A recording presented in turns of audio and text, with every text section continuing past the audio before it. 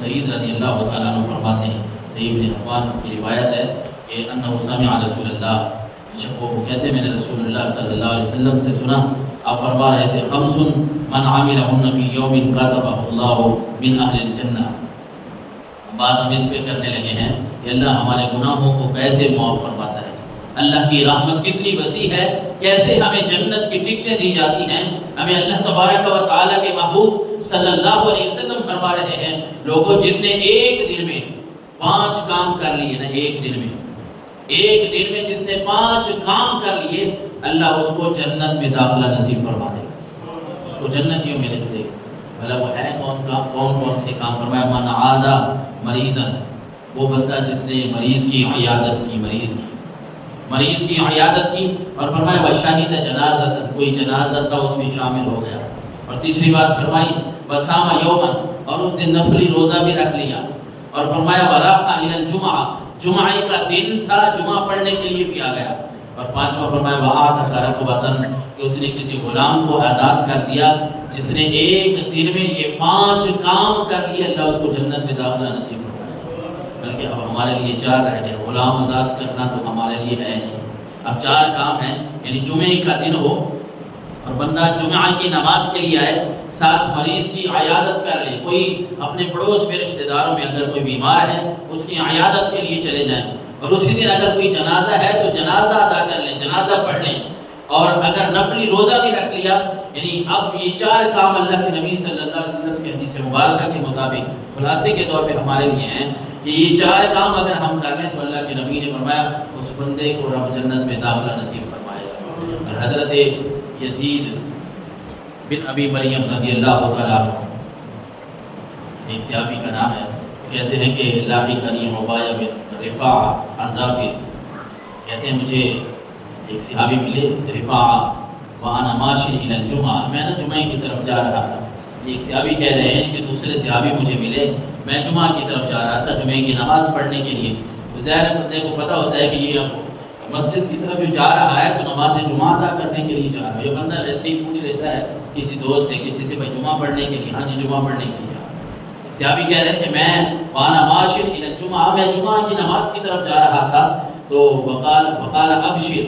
مجھے وہ دوسرے صحابی کہنے لگے ابشر، تجھے خوشخبری ہو، تو بڑا خوشبخت انسان ہے کہ آپ جمعہ کی طرف جا رہے ہیں تو ابشر آپ کو خوشخبری ہو۔ کہتے میں بڑا حیران ہوا کہ میں جمعہ کی نماز کے لیے جا رہا ہوں، مجھے خوشخبری کون سی سنائی جا رہے ہیں؟ کہتے ہیں فَإِنَّ خُدَاكَ هَذِهِ فِي سَبِيلِ اللَّهِ، کہ آپ کے جو قدم جمعہ کی نماز کے لیے اٹھ رہے ہیں نا، یہ مسجد کی طرف، صرف آپ مسجد کی طرف نہیں جا رہے بلکہ آپ اللہ کے راستے میں جا رہے ہیں، اللہ کے راستے میں جا رہے ہیں۔ اور صرف انہوں نے پھر دلیل سے بات کی کہ وہ صحابی جو مجھے کہہ رہا ہے کہ تجھے خوشخبری ہو، وہ صحابی کہتے ہیں میں اس لیے کہہ رہا ہوں کہ سمعت ابا عبس، میں نے حضرت ابو عبس رضی اللہ تعالیٰ عنہ سے سنا، وہ کہہ رہے تھے کہ رسول اللہ نے فرمایا من برت قدمہ فی سبیل اللہ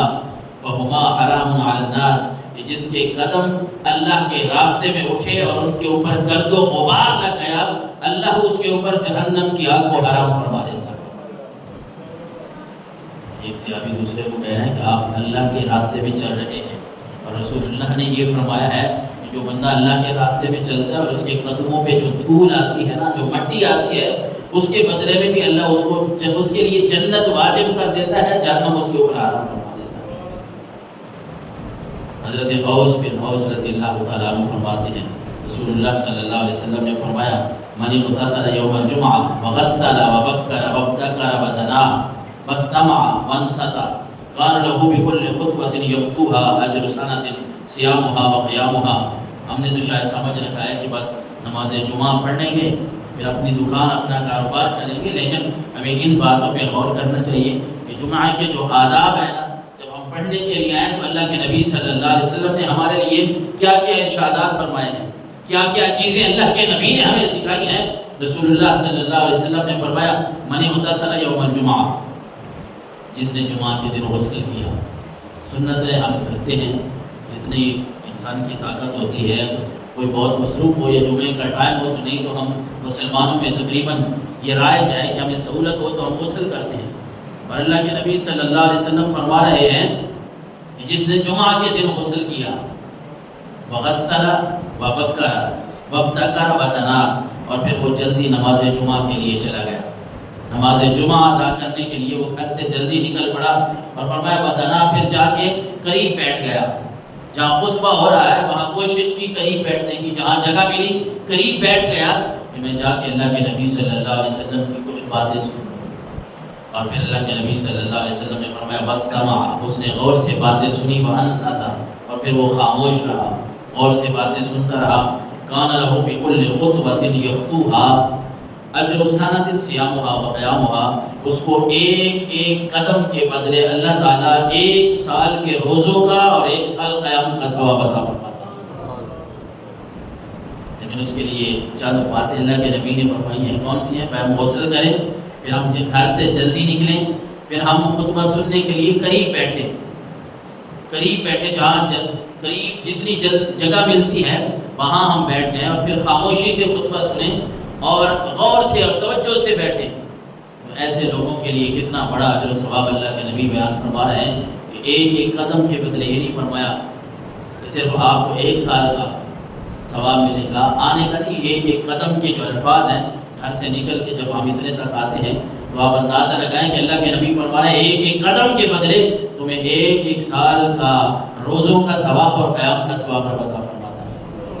اس لیے صوفیاء کرام کا یہ طریقہ ہوتا ہے نا کہ جب وہ نماز جمعہ کے لیے آتے ہیں، گھر اگر مسجد کے قریب ہے تو وہ ایک اچھی نیت، اچھی فعال نکالتے ہیں کہ اگر اس گلی سے آنا ہے، سامنے والی گلی سے مسجد کے سامنے گیٹ پہ آئیں گے تو وہ دوسری گلی سے گھوم کے آتے ہیں، دوسری گلی سے گھوم کے آئے، اور ذہن میں یہ بات رکھی کہ اللہ کے نبی نے جو فرمایا ایک ایک قدم پہ اتنی نیکیاں ملتی ہیں، تو میں ذرا اس گلی سے جو قریب مسجد کے پردے سے نہ جاؤں، دوسری گلی سے چلا جاؤں کہ میں جتنے قدم مسجد کی طرف جمعہ کے لیے اٹھاؤں گا، ایک ایک قدم کے بدلے اتنی ہی میری نیکیاں بڑھ جائیں گی۔ صوفیاء کا ایک یہ انداز ہے اللہ کے نیک بندوں کا، وہ اللہ کے نبی صلی اللہ علیہ وسلم کی بات کو ایک اچھے انداز میں لیتے ہیں، اس کو اچھا طریقہ کار اپناتے ہیں، اور دوسروں کو بھی اس پہ عمل کرنے کی ترغیب